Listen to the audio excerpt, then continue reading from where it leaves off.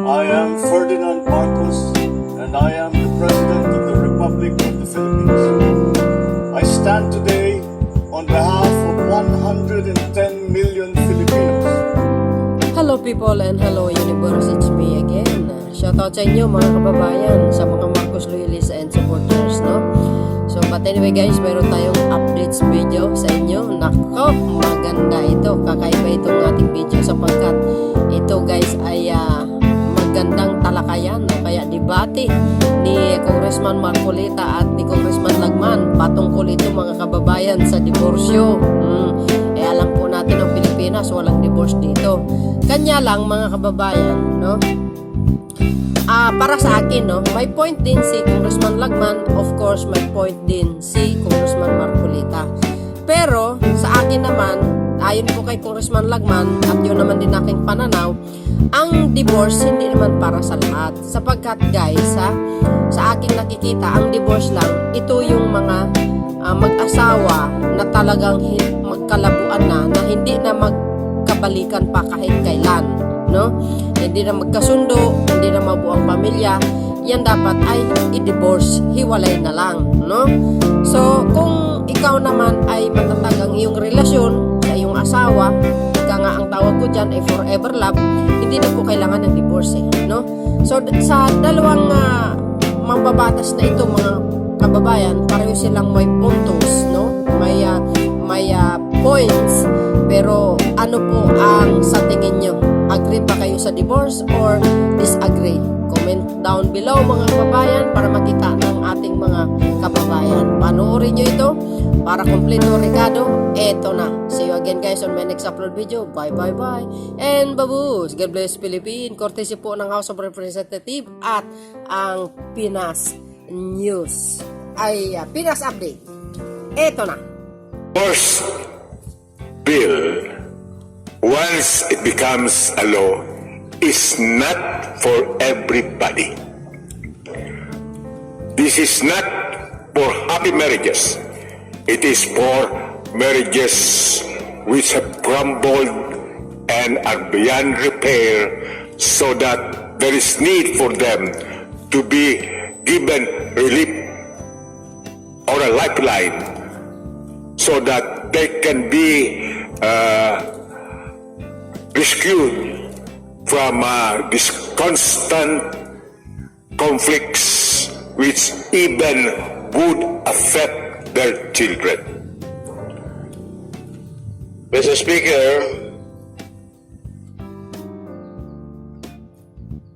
the sponsor admitted that divorce law or this divorce bill is not intended for everybody. That it is only targeting those marriages with peculiar characters that probably needing divorce bill.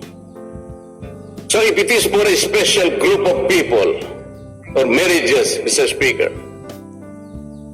it might fall under the character of a class legislation. And we should not do that. Because all laws are supposed to be applicable to all citizens of this republic. We are not supposed to legislate something that should only be for use of a few, of a special class. I will not agree with the proposition, Mr. Speaker.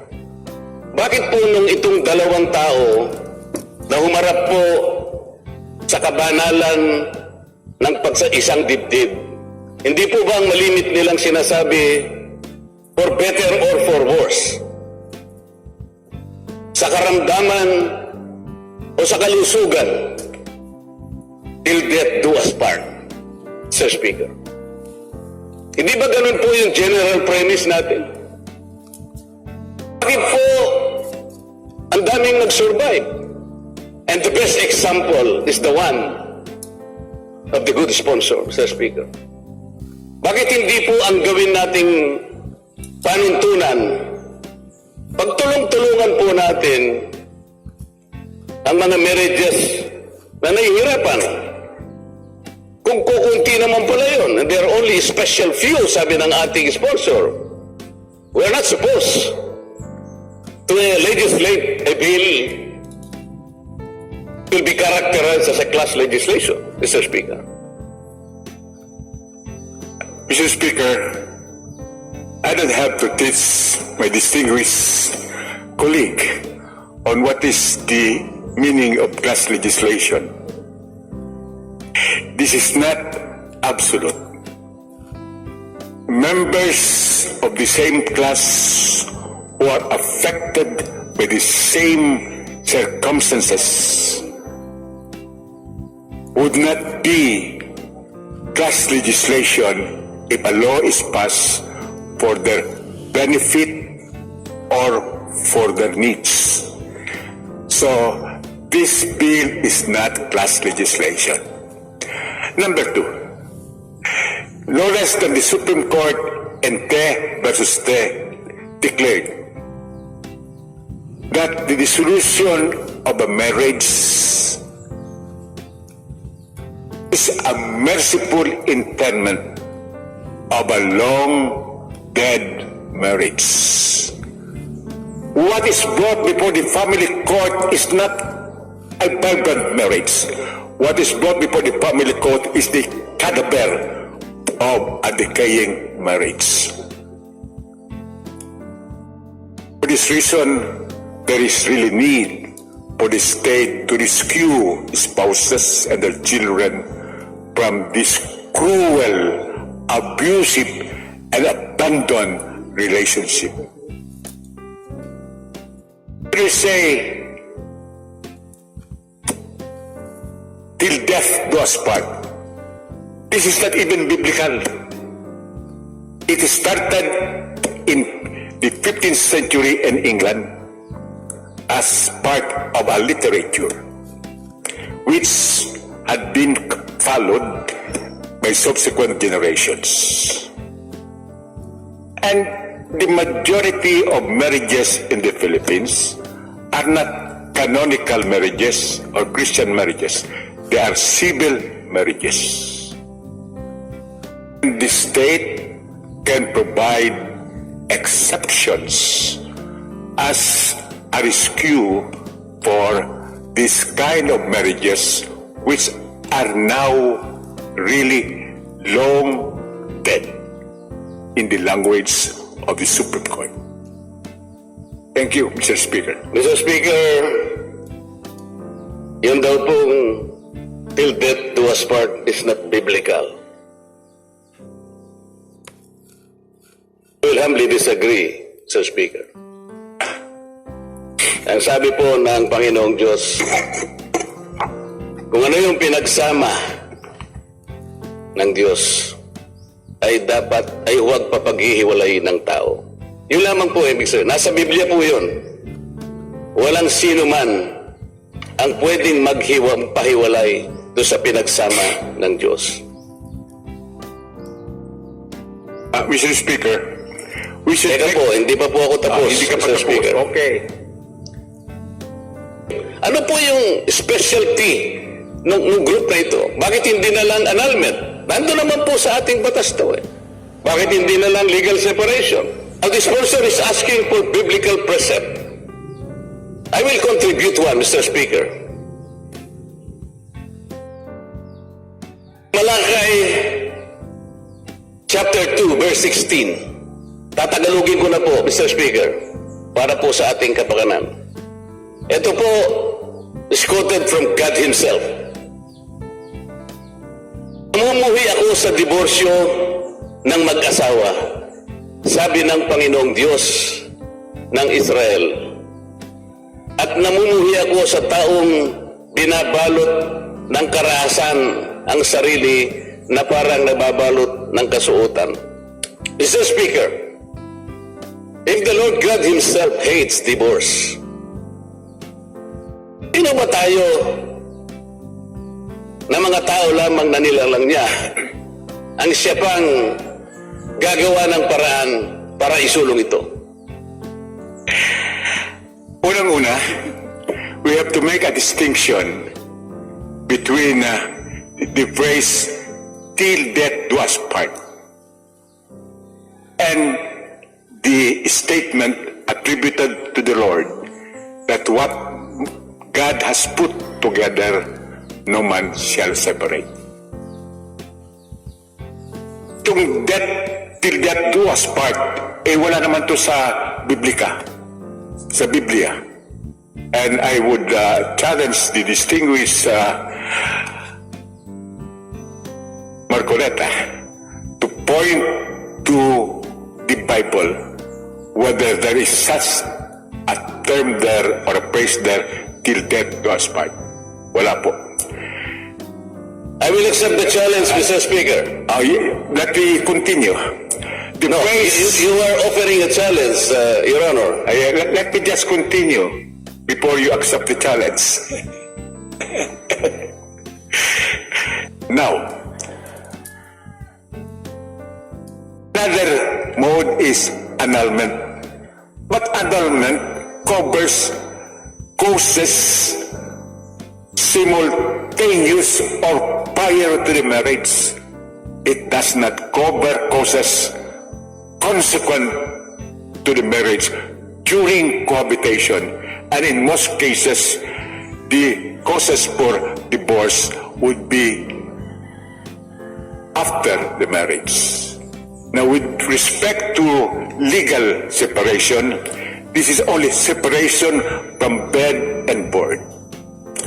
The husband and the wife can live separately, but the marriage tie is not severed. In other words, they cannot remarry, so much so that concubinage and adultery would result, which are public offenses, because they have new and other relationships. But all of these are not adequate, because we need a divorce law to cover causes during the cohabitation of the spouses, and we need a divorce law to allow the spouses to remarry. That is why we need this divorce law. Moreover, experience would show that in all of these cases of dissolution of marriage, annulment, and legal separation, they are very expensive and takes a long time. That is why we have provided in this bill a less expensive and affordable mode of marriage. And in many circumstances, it is even cost-free to the court-assisted petitioner. And we have also provided in the bill that judges of the family court will resolve the petition for divorce within 1 year from the expiration of this 60-day cooling off period. So that makes it affordable and expeditious. Finally, we are a secular state. The Philippines is a secular state. Under our Declaration of Principle, we have maintained that separation of church and state. While we respect the canons of the church, we should not be controlled by the canons of this church in secular matters. Because marriage is a human institution. It is subject to human frailty and mundane misgivings. Thank you, Mr. Speaker. Now, let us go to the acceptance to my challenge whether there is any statement in the Bible with respect to till death do us part. Before the challenge, Mr. Speaker, I need to make a refutation to the statement of the sponsor, because I have not heard his comment on the verse that I cited, Malachi verse 2, chapter 2, verse 16, when God said, "For I hate divorce, says the Lord, the God of Israel." Question is, if God himself hates divorce, how can one of us, one of his creation, sponsor divorce? There was no specific statement made by the sponsor, Mr. Speaker. Secondly, again he cited that divorce, annulment is very costly and a very long process. Why would you exclude? Why would you make a special and fast lane to some marriages which perceive the relationship to be in tatters? And you do not offer explanation to the rest and to all those who survive and make sure that their marriage will continue. Bakit po palaging special na lang ang treatment? Ba't kinakailangan maging mabilis para sa kanila? At hindi masyadong magastos? Bakit sa iba po nating mga nag-survive o maaaring tumuloy sa either legal separation or annulment, magastos po yun. But that is the law. Bakit bibigyan po natin ngayon ng special attention, a fast lane to these marriages, unfortunate they may be, but I think they do not have a special place in a legislation that should be general in scope. Mr. Speaker, Your Honor. Ito the challenge. Ano po kung may bibigay ko sa inyo yung verse, Mr. Speaker, Your Honor, na sinasabi na malaya lamang ang isang nag-asawa, mapuputol lamang yung bond of marriage kapag patay na ang isa sa kanila. What if I am able to show you a particular biblical phrase? Will you withdraw your sponsorship, Mr. Speaker, Your Honor? Show it now. What is the answer, Mr. Speaker? Please show it now. If you are accepting the challenge, could you tell us where in the Bible this phrase "till death do us part" appears? Well, anyway, Mr. Speaker, when we say "till death do us part," death here could be the physical cessation of life.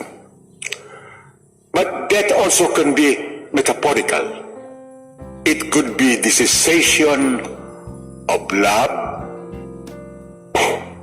respect, and tolerance. That is why marriages which have forfeited these qualities of love and respect and tolerance can be the subject of divorce in all of the countries in the world except the Philippines and the Vatican. Mr. Speaker. Let's go back to the challenge, Mr. Speaker. Will the sponsor, Mr. Speaker, be gracious enough to give me a little time because wala po palang internet dito sa loob kasi po yung aking notes nandun sa aking planner, nandun sa opisina ko, pakukuha ko lang sana. But if the sponsor will agree that if I am not able to bring to him today the particular verse in the Bible, I withdraw all my interpolation. Otherwise, if I am able to give him the complete verse in the Bible, he will withdraw his sponsorship, Mr. Speaker. I will never withdraw my sponsorship. And I am certain the distinguished gentleman cannot show any place in the Bible quoting "till death do us part." On the strength of my oath, But if the gentleman cannot show this, then most probably he should vote for the bill. I want to make sure, Mr. Speaker, nandun po sa planner ko kasi sinulat ko na po kaninang umaga eh. I want to make sure, ayaw ko pong magkamali. Kaya kung papayag po kayo, magkaibigan naman po tayo eh. Bigyan nyo lang po ako ng ilang minuto para makuha ko po yung aking planner. Yes, Mr. Speaker. He can get that. It should not be counted against my time. So, kailan ko po pwedeng ibigay sa inyo? Nasaan po yung planner ninyo? Mr. Speaker, may I terminate my interpellation for a while until I was able to get my planner? Yes, of course, Majority. Thank you, Mr. Speaker. Thank you, Mr. Sponsor. To suspend Mr. session. Speaker, I move that to suspend the field of interpellations. Yeah, session is suspended. Session is resumed. Thank you, Mr. Speaker, and I apologize for the delay. Fortunately, I was able to retrieve the verse that I have cited. Mr. Speaker, I'm citing 1 Corinthians chapter 7, verse 39, which reads, and I quote, "A woman is obligated to stay in her marriage as long as her husband is alive. But if her husband dies, she is free to marry whomever she wants. Only it should be believer in the Lord." So till death do us part talaga. Kailangang mamatay po yung isa para lang makapag-asawa ka pa ng iba. Salamat po, Mr. Speaker. And I think my good friend is honorable enough to accept the challenge. I accepted the challenge, and I think it is for him to withdraw his sponsorship. Thank you very much, Mr. Speaker. Mr. Speaker, what the distinguished interpolator quoted is not the phrase "till death do us part." In fact, what he said was only with respect to the woman, not to the husband. It is here that when the husband dies, the woman can remarry. But it would be better if she does not remarry. It is completely different from "till death do us part," which is addressed to both the husband and the wife. But as I've said, death here could be physical cessation of life or a metaphor that love, respect, and tolerance in the marriage had already ceased. And there is no way of reconciling these spouses. I am ready to answer the next question, if any. Mr. Speaker, I did not know that my good friend, the sponsor, is after the exact word, "till death do us part." It was only a matter of romanticizing it, Mr. Speaker. Couple are before or is before the solemnizing priest or anyone who is in a position to celebrate the marriage. So until death do us part is to romanticize the impending relationship. But the biblical anchor is the same, Mr. Speaker. I hope my good friend could comprehend the simple import of this particular biblical passage. It is still till death do us part. Kahit bali-baliktarin mo ito, Mr. Speaker, it cannot be interpreted in another way. I rest my case, Mr. Speaker. Thank you very much. Thank you for your interpellation. And Mr. Speaker, even if we accept the annotation of the distinguished Marcoleta, it will not deny the fact that all Catholic countries who believe in the Bible have their own divorce laws in varying degrees of liberality. Only the Philippines and the Vatican do not have such divorce laws. Thank you again, Mr. Speaker. Thank you, distinguished Marcoleta, for your homily.